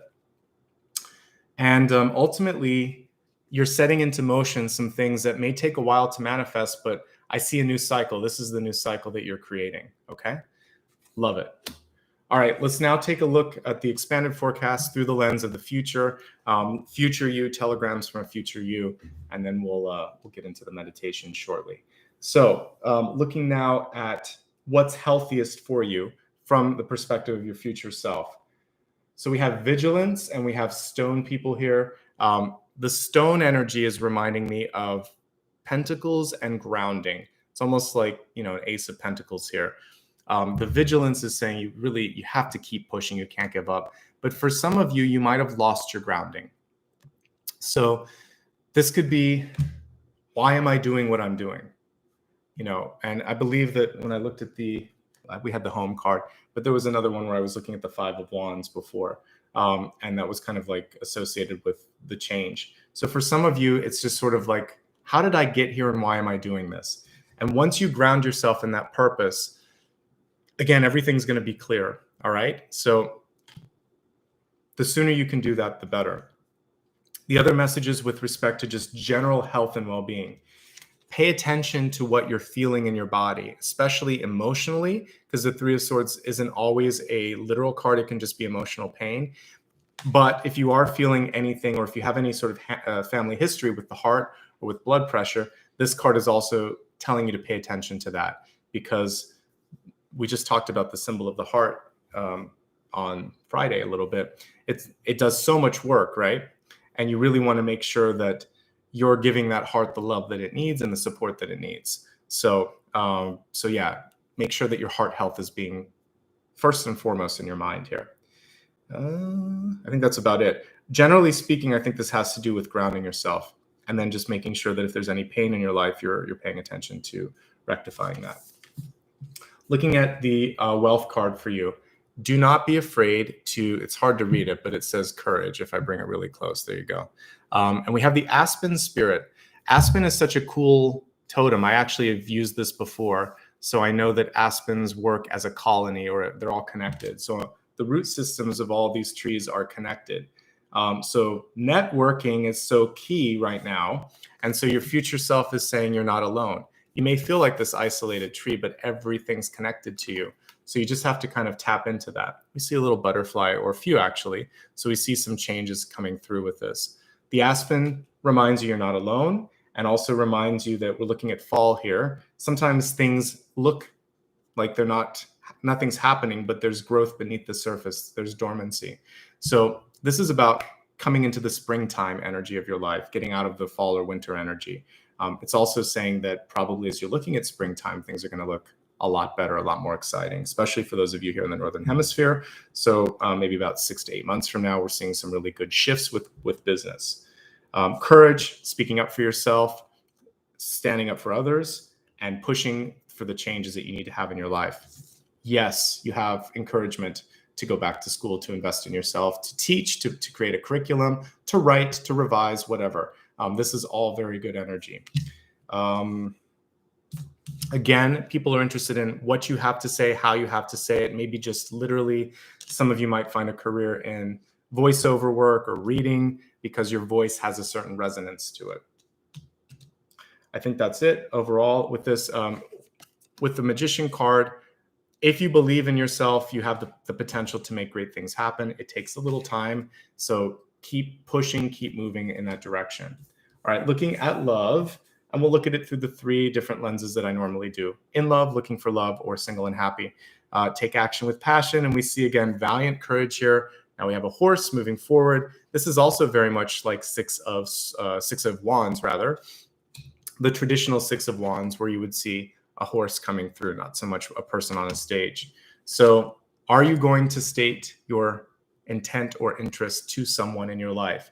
Are you going to put yourself out there and hope for the best? If you are, it looks like it'll be good, but the important piece is the passion. Whatever you feel you need to do, say it with heartfelt emotion, and that's key. All right, if you're in love and trying to factor through what's going on, I think the biggest challenge for many of you is working through. Some of you are really busy on work and finances. Some of you are feeling like you might be lost a little bit in the partnership, and you need to have room to be happy. Like you might have done a lot of work to support the other person is what I'm seeing. So the key thing here is not to lose yourself. As much as I like this modern take, it also shows someone kind of fading away, or that so much of their energy is into your energy that you've lost yourself. So reclamation and clarification of energy, and then equal communication. We have two cards that are just one card separated here with the King and the Knight. One person that really holds space and knows their words, the other person that kind of acts too quickly or speaks too quickly. So things could be said that then kind of sting a little bit. So we're going to need to do more listening, or the other partner needs to do a little more listening, and you need to kind of like clarify and reclaim your energy. I think that's the key thing here. Okay. For those of you looking for love this month, you actually have a great chance. Whether you're looking for love or you're already in love, the fact that we start with the Four of Wands, which is a commitment card, a really good commitment card actually, is great. If you're looking for love, you've been calling in a high partnership. By the way, if you're in love, you probably are with a really deep partnership as well. So we're looking at soulmates and any kind of like karmic love that you want to talk about. There's a lot of words for it, but I'm just going to call it karmic love. Karmic love is a little bit challenging because it really does have a lot of lessons to teach us. And so we'll have to remember the message of the Ten of Swords, which is you're going to take those messages and learn from them, and rather than sort of allow them to break you down or break the love down. But again, this month, it looks like some of you need to focus on physical health, finishing the work that you've started, and then also maybe just getting through. You don't want to necessarily be on a rebound here, or if there's anything going on where emotionally you're not quite there yet, that needs to be cleared up. But if you're ready, we see a lot of great air energy coming through. So air signs is what I'm seeing right now. I see very good chemistry. I think it can lead to something, but the only thing that's holding you back is maybe putting yourself out there and maybe asking someone out or saying how you feel. It could put you in that fear of rejection, basically. So you can't fear that, and you have to heal the heart space. Single and happy, pretty good month to be single and happy. I feel like you're going to have, like I said, maybe some speaking engagements or some public appearances or opportunities to do face-to-face work, which is great. I see good movement with money and with work. I think that many of you might have actually decided to tap into one of your God-given skills, and you're doing something really cool with this. So good time to be single. You still have attractive energy, but the attraction comes in a different way here with the Three of Wands, which is people that are interested in what you have to sell, say, or do. And then there's more of that where it comes from, or that came from. Finally, let's look at your destiny cards, and then we'll get into the meditation portion. For destiny, you got two cards. The first one was plant seeds of intention, which is kind of what we've been talking about this whole time.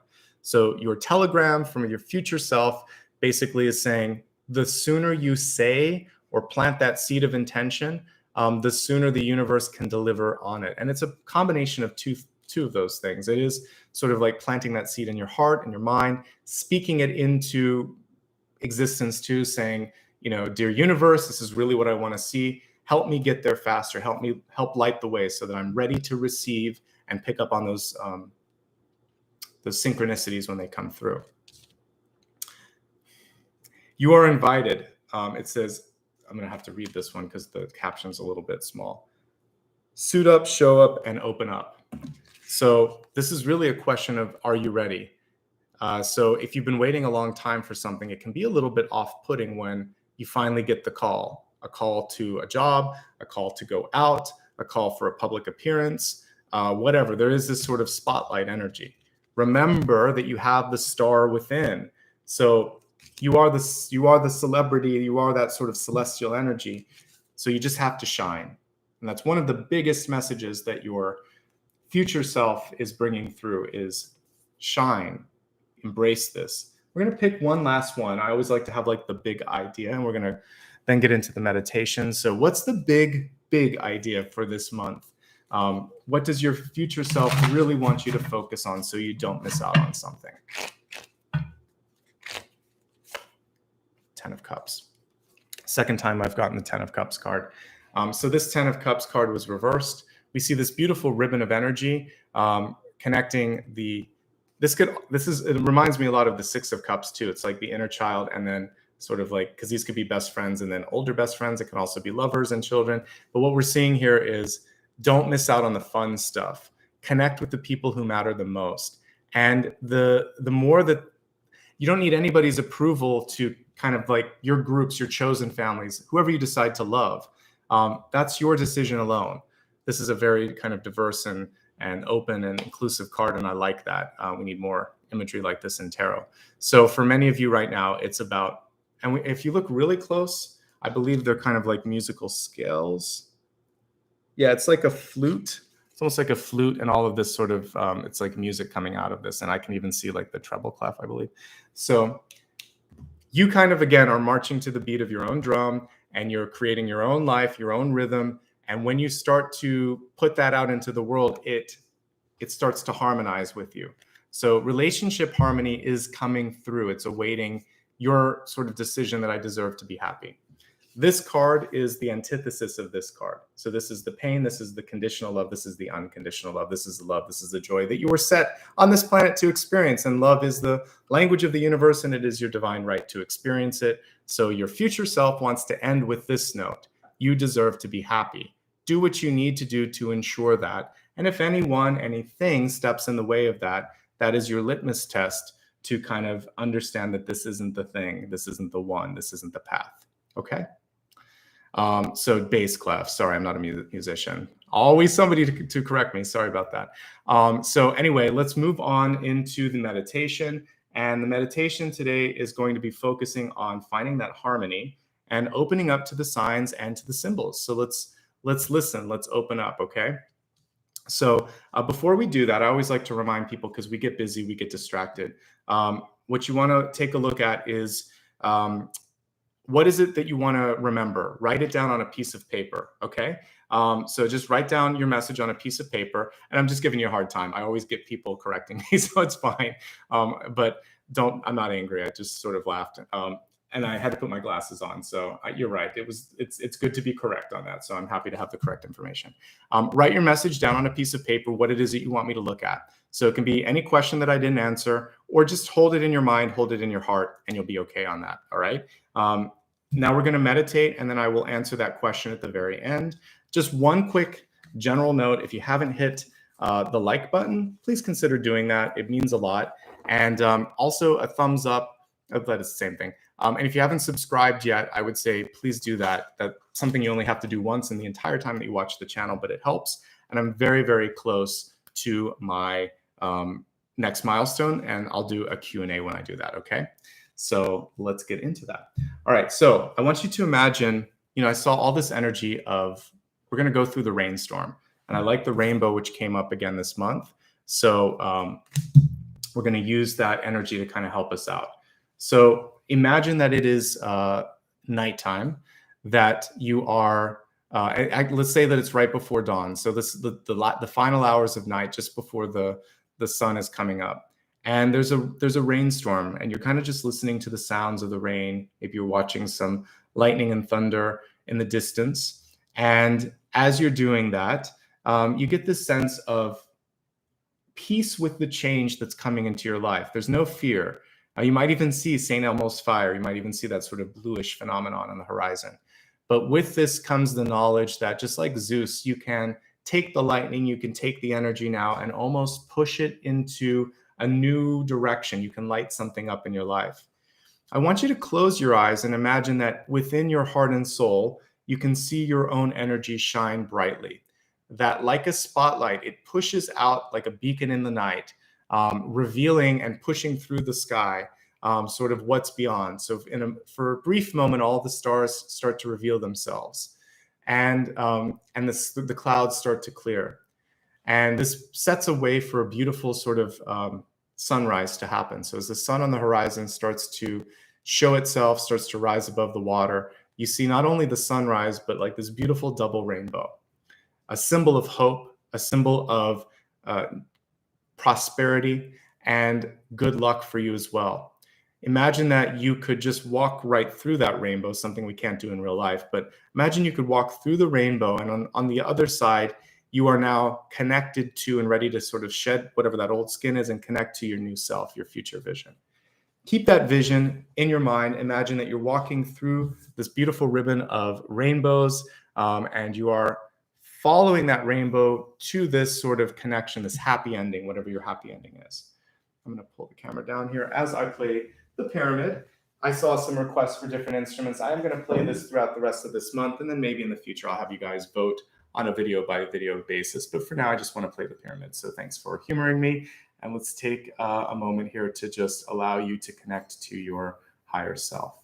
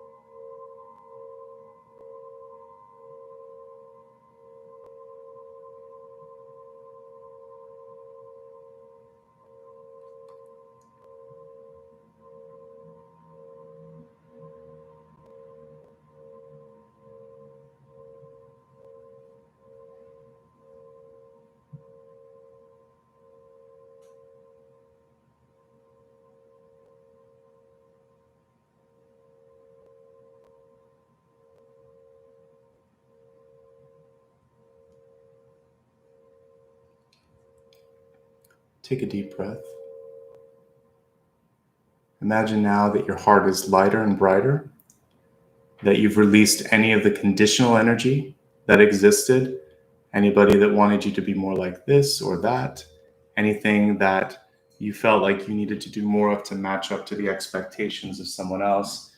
You're releasing this now and understanding that you're exactly where you need to be right now. You're gaining clarity and understanding on what you want to do next. And this vision is going to allow you to, with precision, get to exactly whatever your destination is. So hold on to that precision, okay? Take that piece of paper that you might have written down your question on and bring it out now. And if you didn't write anything down, but you have a question, just think about it or say it out loud. And let's pull a card and let's see what your final message is for today.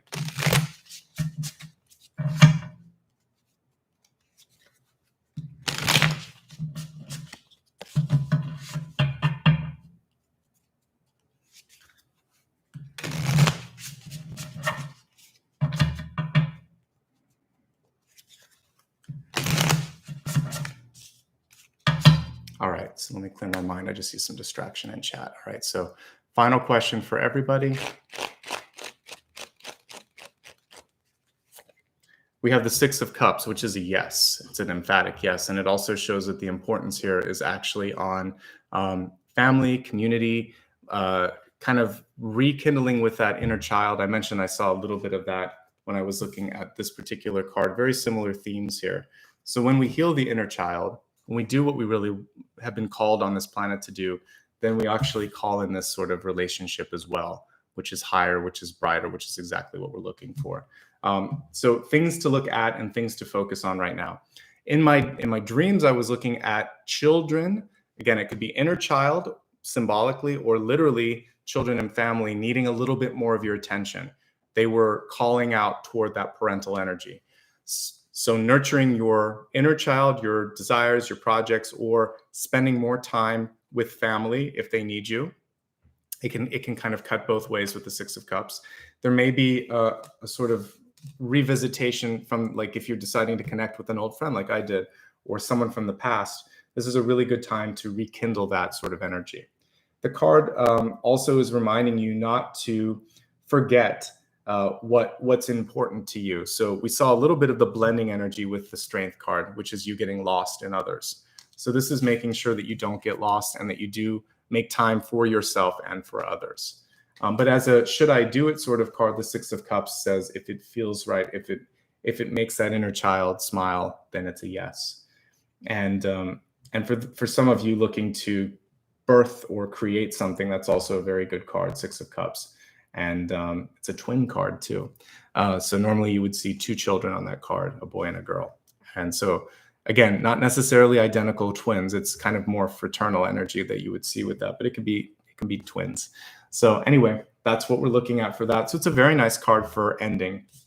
If you're looking at a relationship, looking for a relationship, I should say, this is one of the highest cards that I could pull for that, next to the star. So it's saying be patient for that kind of energy to come in. Okay.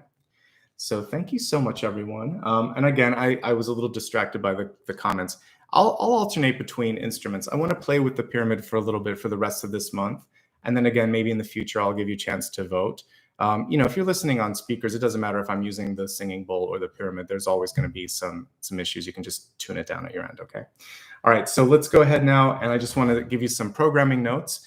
The upcoming schedule is listed on my website. So here it is if you need it. I put all of the links until the end of this week. So you can, the upcoming videos that are starting with Monday are Scorpio, Sagittarius, and Capricorn. So I'll be doing Scorpio on Monday, the 18th, Sagittarius on the 21st, and Capricorn on the 22nd, all of them at 9 a.m. Pacific time. All of those links are on my website, and I'll have them all up on the main page here shortly, so you can set the reminders. Feel free to follow me on social media if you'd like to. Just a general note, I never use instant message or chat or direct message on any of these platforms. I also will not use chat to solicit anything. So a lot of times we have scamsters or scammers, I should say, on all of these platforms asking for things. The only time you're going to connect is here and now. So if it's me talking to you in the video, it's me. Otherwise, if someone's trying to chat with you, it's not me. So right now, I'm also closed to new clients, so there's no way that I would be offering a reading. So I just want to clarify that so nobody gets confused. Please, if you're brand new and you enjoyed it, hit subscribe. It helps. And the thumbs up once helps as well. If you happen to be watching this on replay, you can click thanks, and I will be able to see that, and I'll send my heart to that later. All right, so let's go ahead quickly and say thanks to those of you that were able to give back today. I do appreciate your contributions. So let me just get into, I think we had some new members, so I want to make sure that I say thanks to those new members. So give me a second, and then we'll get into the supers as well. So again, members, you're going to be able to ask me questions. And sometime in the next week or so, I will launch a poll for the 300,000 celebration. So more to come on that.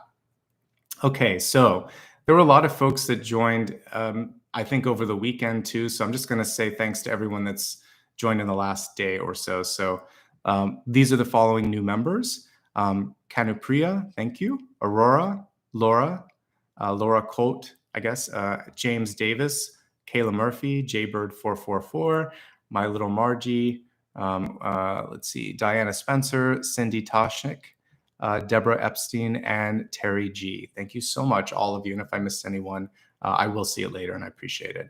And let me just say thanks to those who gave back a little bit in the way of a sticker or a comment today. Let's take a look real quick at this. All right. Gosh, we had a lot today. I appreciate it. All right. So let's see. Amitabha, I hope I said that right, 108. Thank you so much. Leon Close, Allison Brooks, Goddess Artistry, Luzley Rodriguez, Annie, Cass, Kathy Aaron, Nimi Sabu, LCB, Intravidi, I can't say all of that, but thank you. Joanna, I appreciate it. Tina, Amanda, Ella, Arizu Shurkat, thank you. Amber, Adiad, thank you. Andrea F, Terry, AB, Penny Williams, Wendy Wright, Crystal McKnight, Kristen Hatfield, Elaine Walsh, Perul, thank you. Noosh196, Lily K, appreciate it. Life with Horses, Arizo, thank you very much. Miss Baxter, good to see you again, thank you. Jeannie Hamill, Carrie Kazita, I think, Kazeta, thank you. Misty Creates, good to see you again too. Kit N, Bree Douglas, Chioko B, Alexa Byers, Tiffany Pugmeyer, Feruza Zaricki, Popcorn, 62 and Sunny. And by the way, 62 and Sunny, no problems. Thank you for letting me know it was a bass clef. I appreciate it. I'm just giving you a hard time.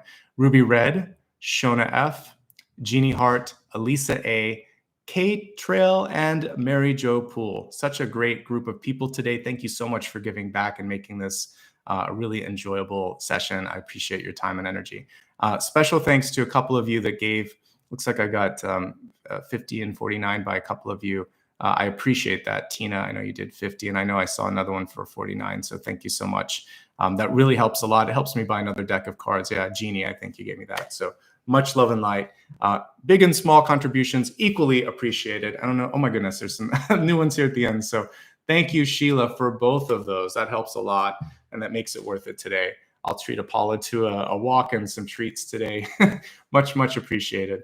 So I hope to see many of you back here tomorrow. Again, I'll be reading for Scorpio on Monday, Sag and Cap later this week. And what a great day today. Very much appreciated. Thanks to Dakota and Maria for hanging out for the past couple hours with me as well. I appreciate all of you. All right. Have a great day, everyone. And I will see you tomorrow. Lots of love and light. All right. And remember, I'll be doing a special reading on Halloween. So put a reminder on your calendar and more information to come on that. All right, everyone. Thank you so much. Bye-bye.